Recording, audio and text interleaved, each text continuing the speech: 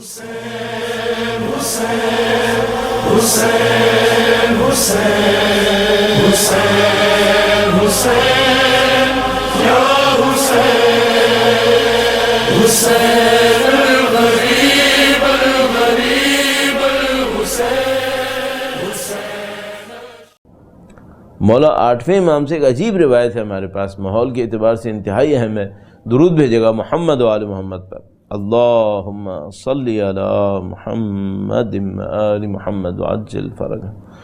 مولا نے ارشاد فرمایا کہ جب لوگ ایسے گناہوں میں مبتلا ہو جاتے ہیں جن میں پہلے مبتلا نہ ہوئے ہوں، تو خدا انہیں ایسی بیماریوں میں مبتلا کرتا ہے جن میں پہلے وہ مبتلا نہیں ہوئے تھے۔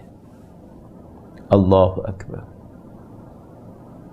یہ روایت جہاں گناہ اور ثواب کے رابطے کو بتا رہی ہے، وہاں اور بھی بہت ساری چیزیں اس میں پوائنٹ آؤٹ ہو رہی ہیں۔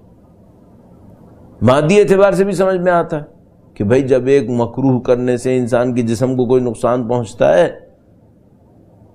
اگر انسان کھڑے ہو کر پانی پیے رات کے وقت میں تو جسم کو کوئی نقصان پہنچے گا۔ اللہ کے نبی کا مستحب ہے، کوئی نہ کوئی وجہ تو ہوگی۔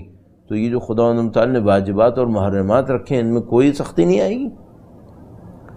تو جب انسانیت گناہوں کی طرف مائل ہو جائے، نت نئے گناہ کرنے لگے، تو خدا و تعالی عذاب نہ بھی بھیجے تو جسم کے اوپر بیماریاں تو ویسی آ جائیں گی۔ ایسے ایسے کام کرنے لگے کہ جو خدا و تعالی نے منع کیا تھا، مکروہات ہوں تو سختی آتی ہے، نہ کہ وہ محرمات کو انجام دینے لگے، تو پھر تو ظاہر ہے طبیعتاً انسان کے جسم بیمار ہونے لگیں گے۔ لیکن اگر قہر الہی بھی شامل ہو گیا پھر تو واویلا ہے۔ اب نہیں معلوم یہ جو کرونا کی بیماری آئی ہے یہ کیا بیماری ہے، آیا خود ساختہ ہے؟ البتہ یہ بھی عرض کرتا چلوں کہ یہ کہ کسی نے بنائی ہو اور یہ کہ خدا نے عذاب کے طور پہ بھیجا ہو، اس میں بھی کوئی وعید نہیں ہے۔ یہ دونوں باتیں بھی ملتی ہیں۔